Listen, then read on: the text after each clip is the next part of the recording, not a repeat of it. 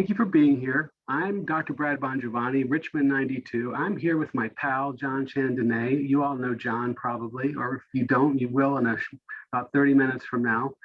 Also Richmond 92. And happy Earth Day to everybody, because, John and I did this with intention to have this on Earth Day. And how does that fit into well-being? Earth Day is about planetary well-being. And so, that's one of the reasons why we wanted to have this on this day. So happy Earth Day to everybody. Today's going to be a conversation. John and I are going to open up the conversation where we have we have well-being data to share with you. We have an incredible story to share with you. And then many of you have sent great questions into us as part of the pre-registration process. So we're going to cover those. Some of them we might weave in. Some of them we're going to save to the end. We're going to talk for probably 30-ish minutes, and then we're going to cover questions at the end. If you have questions that you didn't already submit, we have a wonderful moderator, Mary Alice Wallmeyer from the University of Richmond. She's our behind-the-scenes sort of tech gurus, making sure everything goes smoothly for us. But if you could submit any questions that you might have for us over this next 30 minutes or so in the chat box, she's going to collect them. And if you have a very timely question based on what John and I are talking about, she might interrupt us and say, hey, this is a really timely question. I think this fits. Or she'll just collect it for us at the end. So how did this come to pass? How did this, John and I, this is, over 30 years, John, in the making, right? Many of, some of our friends might not know what I'm about to share about our history and who we are and how we got to be here. In 2001, when in 1988, two college freshmen from Trumbull, Connecticut, went to University of Richmond. We actually didn't know each other in Trumbull because John went to one high school. I went to a different high school, but John came from Philadelphia, where he had a whole bunch of childhood friends, right, that went on to University of Richmond, became my fraternity brothers and best friends. And eventually when John and I got to Richmond, we realized we lived in the same town. We traveled back and forth, right, on those trips, from Thanksgiving to and from, Christmas to and from. Yep. And John, I got a little story. I got to put it in here. Trumbull, Connecticut, home of the 1989 Little League World Champions, with their main fastball pitcher, Daniel Brown, who lived across the street. He was my neighbor. He lived across the street. Literally across the street from you. So, right? I mean, crazy, right? And I knew the Brown family because they went to my high school. John also lived next door to the QC family. 3 girls, cute, fun, smart, like popular, like lots of parties. And so John was in the center of all, and I didn't even know until we landed in Richmond. And I think it's a real tribute to the University of Richmond and what they intentionally or unintentionally have created, over the decades for a group of people to stay so close and so connected over all these years. It's 30 plus years, right? I mean, since we started at Richmond, and there's lots of people from 92 or near 92 on this call, lots of our former classmates and lots of our current friends. I would say some of our best friends are on this call with us. So that's the power of what you can start and maintain in terms of social connection and well-being, which is part of, social well-being is part of well-being. Okay. And I think Richmond should be really proud of that. Okay, let's see. So John and I, let me just fill you in on what's happened. So this is a collision, I would say, a collision of experience and insights from 2 different perspectives, right, over the last 30 years. I've spent, most of my career as a lifestyle medicine physician, helping people achieve their well-being. And interestingly, mostly on the physical side, but as my practice matured, I eventually started to see that, health and well-being are really much more than just physical. And John had a different journey, but also very immersed and, without some degree of choice, right? In terms of being thrown into the fire in terms of what he thought well-being was and what he ended up learning about well-being. We're going to hear more from John directly later. And so we're just excited to be here. I'm just opening up this conversation. Think of me as Martha Stewart, sort of spatchcocking or butterflying this concept of well-being open, and then we're going to dig into it before we kind of put it on the grill, and that's where we're going to cook and simmer and smell all the aromas of well-being as we go forward. So I'll start with this. John, I hate to say it to everybody, but well-being, it doesn't really matter. It doesn't matter unless it's experienced, because we have lived through this. We are living through and have lived through one of the most incredible periods in human history, I think, the information age. But well-being is not, or lack thereof, has nothing to do with the lack of information. There is a lot of resources. Before the pandemic, during the pandemic, and post-pandemic, there will continue to be lots of information. But well-being does not matter unless it is experienced. And that's what you and I want to share and talk about today. So I think you nailed that. Yeah, you nailed that, Brad. And we're going to talk, especially as we dig into the survey that I'm going to introduce here in a second, that I want you to tell us about. But well-being or lack thereof shows up for people in really different ways. So well-being, the Gallup organization are leaders in consulting and coaching on organizational well-being. And they define well-being as physical, social, community, financial, career. And you and I might add a couple more, right? To maybe closer to 7. I'll let you talk about that. Yeah. But do you have well-being? Do you not have well-being? I don't think you can answer a clear yes and no without digging into the details and breaking it apart, because where I may struggle with well-being may be different than where you might struggle with well-being. And so the question we're really trying to open up and answer is, am I living the life that I want, that I desire, that I aspire to, that I feel like I at the end of my life, I want to be proud of, and that I gave it all I had? Are we living that? And if not, where are we not? And is that okay with us? So, John, we have to start with this concept of what is well-being and what does it mean to people, right? And so I thought it was very interesting that you had not just a checklist or a multiple choice survey that you did, but that you had a conversational survey with a bunch of people. So I'm going to pass the baton over to you to tell us what you found out when you had those conversations. Yeah, great, Brad. So yeah, I had a lot of time on my hands. Things are shut down. So I was trying to figure out, how do I use that time? So on March 9th to April 5th, I surveyed 34 people aged 32 to 60 related to well-being. And a number of respondents were University of Richmond graduates. That's my network. And so I reached out to my network. And actually a number of the respondents are on the call right now, which is super cool. And the respondents split evenly between men and women. They lived across the US, ethnically diverse, and all college graduates. So it's just a couple of general points. All respondents agreed the individual has a personal responsibility to determine their personal well-being. So there was also consensus that external factors play a part. So yes, the internal is important, but it's combination with external, and both are part of the picture.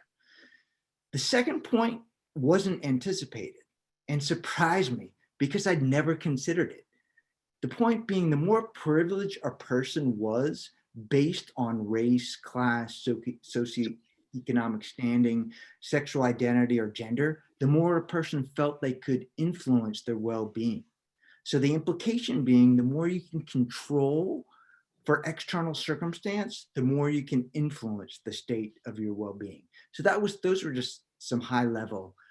Yeah, I thought, when you shared that with me, I thought that was very interesting. And then in light of what's happening at the University of Richmond with, over the last month or two with the controversies and trying to find the right solutions to how do we want to, do we want to rename some of the buildings on campus? And do we want to adjust and account for where we've come societally now? Or do we want to still pay tribute and respect to some degree to the history, and with an understanding of the context. Like, these are very interesting issues that are not easy to solve, but it made me think of some of that, and privilege, and how that fits into this. And when you have privilege, it's sometimes hard to understand what it's like not to have privilege. And so your findings about the more privilege you have, the more, probably the more maneuverability you have when it comes to affecting your well-being.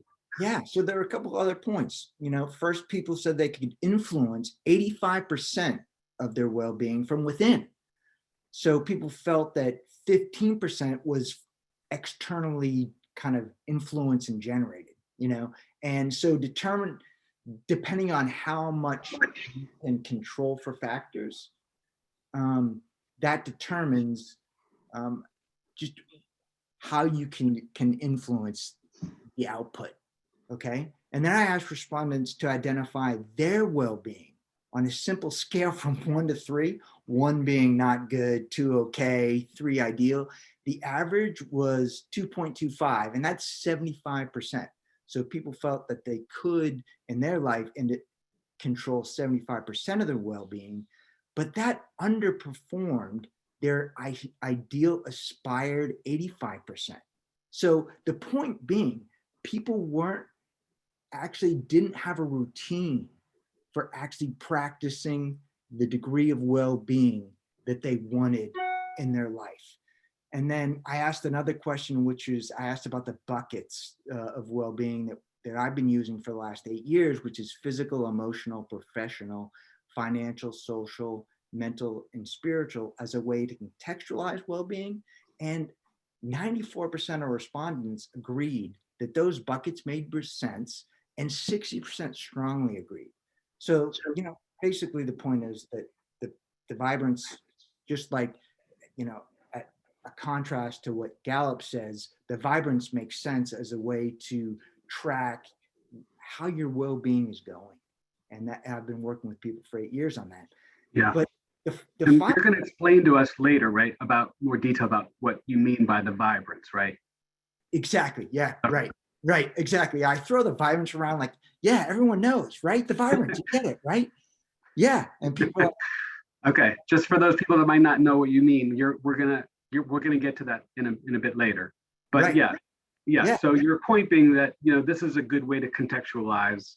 They felt like this confirmed it was a good way to contextualize this comprehensive sense or model of well-being. Right. How do I practice it? Again, how do I experience it? To your point, because your whole point is about experiencing well-being. Well, yeah. Wrap it around something and wrap it around these 7 elements. So the final question I asked was most telling. And it was, what is not having the degree of well-being you really want for yourself costing you? And, this was a question that you asked me to ask, and I did. Yeah. Maybe because I came in because one, I participated in the survey too, right? So, and I thought, I think another great question to consider would be, what is not having this? What is the true cost of not having this? And so you did insert that or integrate that into the survey, and I not surprised. I don't think anyone will be truly surprised, but they're almost like they're gut punching when you really listen to what survey respondents said, which was, I'm just going to read some of them here, but what do you have when what's it costing you not to have well-being? Regret in terms of missed opportunities and looking back and feeling like you maybe didn't live life to the fullest. One person said, I work more when I'm not well. That was interesting, I thought, like lack of efficiency. Being unwell translates to reduced financial abundance. It's costing me not performing to the best of my ability and sort of losing some confidence along the way, not feeling like it's where I should be. We have this concept, and Mary Alice, if you would put up the graphic that we have here, because it's this concept of peace of mind right? In terms of this, what is the desired life, right, that we see for ourselves? And then what is the actual life, the lived life? And how much of a gap is there between our lived life and our what we call our aspirational life? And for some of us, it's going to be smaller. For some of us, it's going to be wider. And also it depends. Maybe financially, it's small. Maybe socially, it's wide. I mean, that's the whole. This graphic is the whole crux of both John and I's work, because everything we want to do is with intention. We want to set up our lives with intention. We want to help others set up their lives with intention in terms of well-being.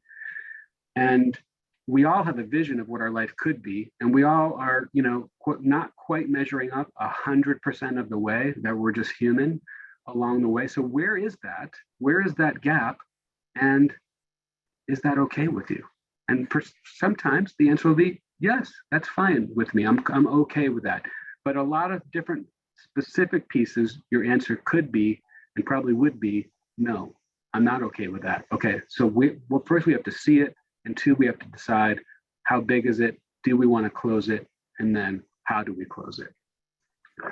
Some of the other responses, what's it costing? Freedom not to be in the daily grind, in the rat race. It costs you everything. All we have is our health. It's costing me my health, eating, sleep, draining my spiritual, my emotional energy. It's costing me time in terms of how much time it takes to do my work. Some people said years on their life, which actually is scientifically proven, which I'll segue for a second, because back, I think a month ago when I did another presentation for the Richmond alumni community, I talked about purpose. And research out of Harvard, research out of University of Michigan have showed that a strong purpose in life actually extends your life in terms of years, and not only extends your life in terms of years, but extends it in terms of quality of life and independence as we age. So these are profound costs that not closing that gap is leading us towards. And I'll finish this with, John, Yale, of all places, Yale has a course called The Science of Wellbeing. And it is the most popular online course at Yale. Interesting, right? And this is pre-pandemic, blew up during the pandemic, and probably still will continue to do very well. And they just published their findings from, not just do they present the science of well-being and the research, which is really fascinating, but they also give you actionable, steps to take.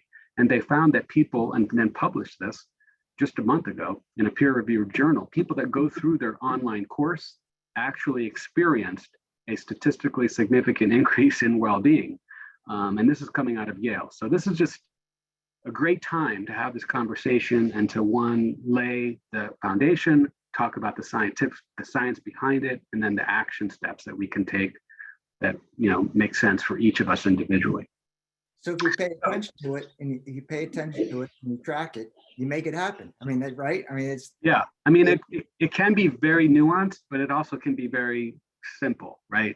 Pay attention to it, track it, be accountable to it, and then and just continue to learn and close gaps.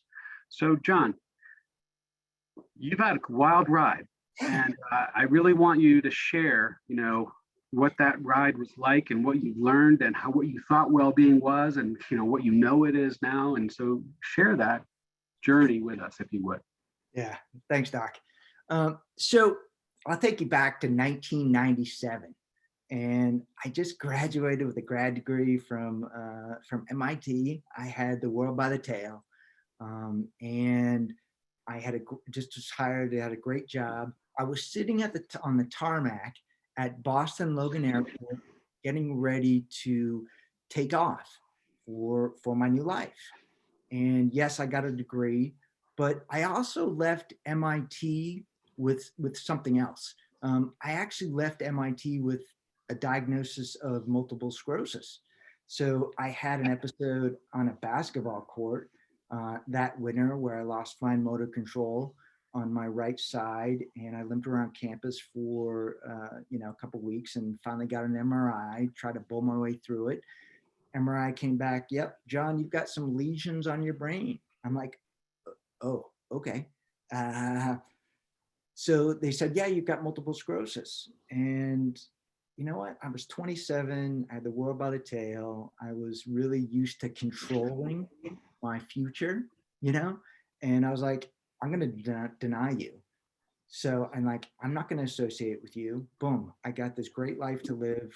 I'm, I'm, I'm a white male, I'm straight, I've got the world by the tail. I've got all those characteristics to be able to control my future, right?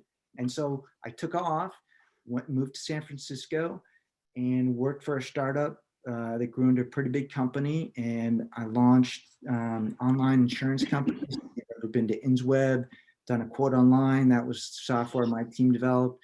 If you've ever been on Honda.com or Acura and built your own car, that was software my team built. So I was doing amazing professionally, amazing things. And so I was trying to harness professional, financial, a great job and a strong mind, and I'm trying to harness those four to live the great life. And I ran marathons after diagnosed. I was like, push the accelerate button and do everything I can. Ran marathons, climbed the 14,000 foot peaks in California, names like Whitney and Mount Shasta. And I had the world by the tail. And then 6 years in, I was at the Philadelphia Marathon, and I tripped at one of the water stops, and I was on the ground in the puddle of water, and I was like, uh-oh, is it starting? Well, so over the next 2 years, things went away from me. My mind went away from me. I failed an online test at work for things I had been working in for the last years that I knew well enough to teach. I mean, I should have been teaching that course. So I was falling down stairs, my mind was strained. It was like I had cotton in my mouth, and it was catching up to me. And I was close to, I was going to lose my job. I was like, I got to turn this around. So I went and I committed corporate suicide, and I asked for 4 months off. I asked for 4 months off to turn around my health. I went to this raw vegan retreat center here in San Diego where I live. And in the first month, I went from 163 to 136 pounds.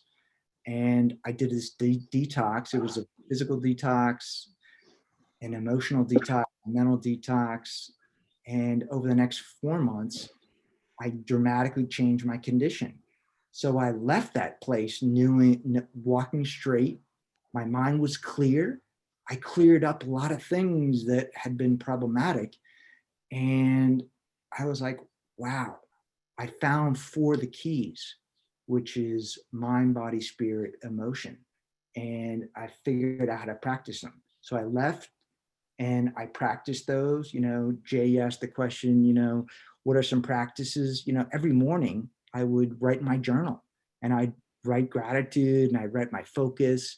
And I would take diligent practice of how my mind is oriented. And it was, so I had to change my profession. So I found the next Vibrant, which was profession. I changed my profession. I became a writer. Like Brad, I wrote every day. I wrote 30 hours a week for 50 weeks for 8 years. Wow. And I wrote a book, and I had a coach. I had a couple coaches during that time. It happened to be a University of Richmond graduate, Holly Payne. She coached me, and that allowed me to write the book. And I wrote the book, I published it, but I didn't promote it. It's got some great reviews on Amazon, but a number of people on this call have actually read it, which is amazing. But I never promoted it because I wanted to work on what I call the 7 vibrants of well-being. And that's really what I realized in my story. And I realized that it's not just about, yeah, it's a great story and it maybe inspires people of what I did to overcome. But my whole focus became is how can I assist other people to change their life and to live their most vibrant life? That's what I wanted, you know? And so I published the book, and over the last 8 years, I've been working and coaching around those seven vibrants. Pandemic hit, a year ago. I rewrote the book because I had to clean up the language. The plot was exactly the same. I just had to remodel the inside, and I rewrote it. And I actually launched something called Vibrant You Academy, which allows people to take I have a 9-week course, all focused around facilitating people to have their best life. A number of people on this call have been on it, have done it, which again, I'm so thankful. So that's kind of my progression. That's my story. I just said a lot. I just covered a lot of ground. I've just caught you up in the last 24 years. Yeah, I know it's hard to encapsulate 24 years in under 10 minutes or so, but I think you did a good job of sort of giving us the big the big paint strokes across the canvas of what this is. So let me ask you this. So how does all of that lead to, like, what are you doing now? How are you coaching people now, given that 24-year journey? What does it look like? Yeah. So, I do, I've got a 9-week course, that I've launched back in October. And so I, I deep dive into each of the 7 vibrants. And I've got this really detailed assessment where, Yeah. how are people doing physically? I'd ask a lot of pointed questions about what you're doing physically. There's the 6 doctors of physically, how's your energy, how's your stamina, and then emotionally. And I focus on a number of questions there. And then professionally, how you doing professionally? How you doing? That whole the first piece, right, of your 9-week course is really that deep assessment, correct? Yeah, exactly. And that's something that takes like 2 or 3 weeks, right? Of your 9-week course. Right. And I can share because I've been through it. I've been through it actually more than once, because as we all know and would suspect, things change. And I can say this just as a testimonial, going through that 2 to 3 week assessment of someone deeply asking questions across all these aspects of well-being and deeply listening, and then putting together and sort of an evaluation, a report, like a report of findings on after deeply questioning and deeply listening. That is something very rare, to have someone care and do such a good job like you do when you do your assessments of caring, not judging, listening, and then reflecting back and reporting back on what it is. That in and of itself, I found to be very, unique and very profound. So I'm just kind of giving you a plug there for the assessment part of what you do. And then the last 6 weeks of your 9-week sort of courses is then looking at goals, right? And then sort of setting goals, and then having some accountability built into helping them move forward on the goals. Yes. Right. So again, it's all focused on people experiencing well-being and identifying what are their habits. So what are people have a program, a habit around well-being, things that they think and they believe, and then things that they routinely do, habitually do, and that creates results. Those create results. And so if your being, which is your thinking and your choices, if your being is oriented right, and if your action is oriented right in terms of what you want to achieve and what you aspire to how you aspire to live your life, If Yeah. those things are just simply set right, great, it'll happen. Well-being will happen. But sometimes it takes a deep look at, is this really happening for me or Yeah. not? Yeah. And I think, probably most of us on the call right now are in our somewhere near our age group, right? Like this 40 to 50s, where we really start to reflect on after we've, come out of school and or graduate school and started our families and build our careers. And then we're in this place where we're asking, like, is this it? Is this all there is? Is this the aspired life? Am I actually living to my vision? And if I could have one concept people leave from me after this call, it's that this whole concept of well-being starts with being self-defined.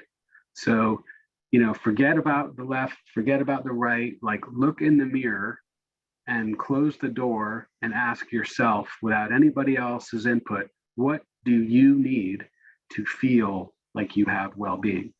And really just start to listen to your own questions, because it doesn't matter what anyone else is doing. It's you get to define it. And then you get to define, okay, this is what it is for me. Okay, now let's start tracking how you're doing on that. So your work must be fascinating, because everyone's probably got a different, kind of twist here, a different twist there on what it is. I'm sure it's never boring. I'm on my toes every call. It's all different. It's always different. And I'm extremely fortunate, like, to be doing this. This is my life's work and what I love to do. And I get to have these deep, in-depth conversations with people on a routine basis. And it's around something that I think is really beneficial. Yeah. And I'll say maybe once it's safe, post-pandemic, you and I have talked teaming up and offering, we're both aligned on this idea of you have to, one, define it and then track it. And then, in order to experience it. And then until you're experiencing it, it doesn't really matter. So this idea of doing these immersive retreats where you can break free of distractions and go somewhere and spend like a week or so. So we're going to, for those of you on the call, once it's safe, stay connected with us, because we're going to begin to offer these week-long immersions in well-being. So you can actually have the experience and build on that and then take it home to, set your life up, in a way that you want it to be set up. But John, so if people want to learn more about you real quick, like, is the easiest way to just go to vibrantuacademy.com? Yeah, it is. Yeah, Vibrant. Okay. Vibrant U with a U, right? And then academy.com. If people want to sort of stay connected with me, they can just go to drbradbongiovanni.com. John and I also just if anyone's gotten value out of sort of this conversation or sees how others might have value, John and I speak to groups and organizations. So if you see how we might be able to help someone that would benefit from this message, let us know. Just connect the dots for us. Thank you so much. But I think we should look at some of the questions that people threw at us before, as part of the pre-registration process. And you covered Jay's. Go ahead, John. Also, before we get to questions, people can just reach out on Facebook or LinkedIn, email, Instagram.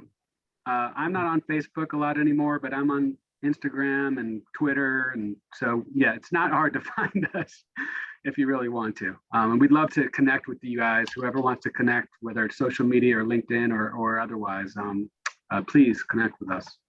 One of the questions we got from Honor was very appropriate, which is, how do you manage well-being while you're also trying to perform at a high level, while you're also working inside of a competitive environment, which I think is a very appropriate question, especially for the people on this call, because we're all Richmond alumni. I mean, we're all successful. We're all leaders. Some of us are senior leaders, right, in organizations.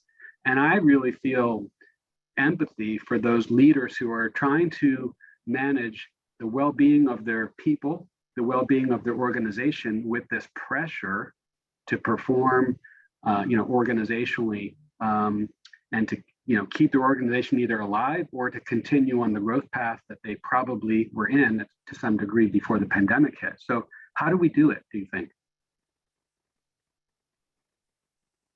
We track it, right? I mean, it's simple. I mean, we define what we want and we track it. I mean, I think too, I think it boils down to the first thought that I had when I heard the question or saw the question was, well, one, you need to define it, then you need a coach, right? Because I think you need someone to help you be accountable, help you measure it, help you track it, be accountable to it.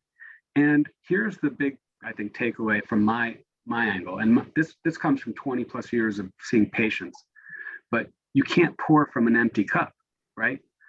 So as a senior leader, let's talk about sort of the well-being vibrant of professional, right? You can't have high degree of well-being and perform and take care of your people if your cup is empty. So I say this all the time, self-care, well-being care, it isn't selfish. It's actually selfless to take care of yourself. Just like we get on an airplane, the first thing they say is, put your oxygen mask on before you put on for your child, which is sort of counterintuitive, but you cannot help anyone, right? If you're passed out, or if you're not well, or if your cup is empty. So I think that's the trick. And in order to do it, I think it's okay to realize I might not be able to do it alone. I might need an accountability partner. I might need a coach. I might need a plan. I might need a system, right? So I think that's how I would sort of help answer that question myself. Yeah, I think you nailed it, and support, Brad. Support is like, I try to launch this whole Vibrance business, and I've been working as a lone wolf all for like 8 years.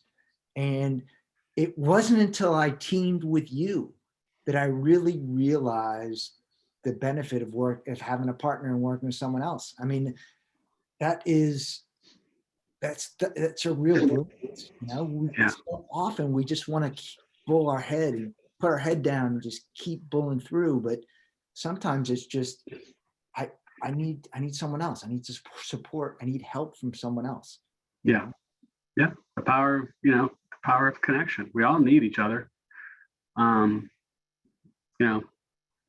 I mean, my mantra is I get by with a little help from my friends. I mean, I listen to Joe Cocker. I mean, I like the Joe Cocker version better than the Beatles version, but that rasp and everything. But I listen to that all the time, man. And there's plenty of people on this call right now who are greatly responsible for contributing to my well-being. So that's a big one for me. That's like my big main button is connection. But other people's buttons are different, and that's all cool. We got some other questions. And one of them, let's see here. One of them was, we covered honors, we covered J's. I like this one actually. What is our take on psilocybin and wellness? I thought that was an interesting question. So for those of you that do not know, psilocybin is the psychedelic molecule that comes out of, quote unquote magic mushrooms. But there is a bunch of very scientific and robust research and clinical trials going on with what they call psychedelic assisted therapy, whether it's psilocybin. There's already an FDA approved psychedelic assisted therapy right now. It's called ketamine. And they're studying psilocybin. They're also studying ecstasy, or what's called MDMA assisted therapy. So, those are for typically people with PTSD or deep, difficult to treat depression.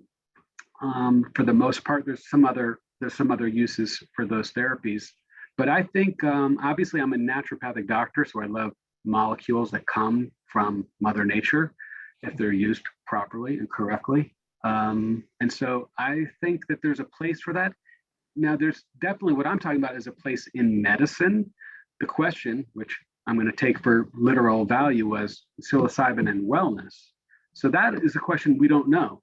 This almost like this preventive, or even there's a whole sort of thought process out there about microdosing psychedelic substances at much lower doses than you would use recreationally to have a high or a trip, so to speak. But doing microdoses for wellness. There's a lot of published research and there's a lot of anecdotal experiences being shared on microdosing psychedelic substances for brain function, sharpness, clarity, mood, well-being, mental wellness, and elevation. That is very, very intriguing to me. So I thought, I didn't know, how serious of a question that was, but I keep my eye on it because it's of interest to me. And there's a whole movement coming behind ketamine, which is FDA approved. So I think it's going to take a little while to overcome the regulatory hurdles, but I think, with the legalization of marijuana just slowly coming across the United States, I think it's on its way. Let's see, I'm looking at some of the other questions that we got. And what do results look like? Oh, so what does this look like if this goes well? What does it look like to have well-being, especially as you walk your clients through where they were and the gap that they saw, and then closing the gap? What does closing the gap really look like as an end product? Right. So life has a lot of volatility, right? A lot of unknown, a lot of up and down. And so the question is, we want to try to have as much of an upward sloping line as we can, right? I mean, that's the ideal, right? If you can do it, and that's what digging into each of these 7 and tracking them, because each of the 7 is the source of 99% of the volatility and ambiguity in life. And so if you can get more focused and have practices around each of the 7 to reduce that ambiguity and anxiety and volatility, the more you can have, ease and flow and harmony. I mean, that's really peace of mind, right? Peace of mind. That's really what we're going, we're going for. Yeah. And it's not so much controlling, right? Because it's hard to control anything in the end, but it's really being intentional about influencing to the degree that we can, right? Our aspirational life, right? I try to control it. When I first got diagnosed, I tried to control it by denying it. I was like, denial's the answer. Denial, I'm going to throw it in a box and I'm going to just go on and explode into life and see where the cards lie. Well, I learned that denying emotionally leads to a ditch. Yeah. All right. Well, we've hit our mark here at the end. So I just wanted to say, John and I, John, we could talk about this for the next 3 hours. So if you guys thought this was valuable, then let University of Richmond know, and maybe they'll bring us back, and we'll pick up the conversation. We'll continue the conversation. But thank you so much for supporting us, for loving us, connecting with us, joining us today. And they want us to let you know, University of Richmond alumni, they've got an Instagram page, they got a Facebook page, they probably have a LinkedIn page. So feel free to connect with the Richmond alumni community. Let's stay connected. And gosh, I don't know how to end this, but I have a love you man or a love you woman for all you out there. I mean, just stay connected. Love yourself. John, thank you. Thank you for sharing your story. And we'll see you all soon. Connect with us. Take care, everybody. Have a great day.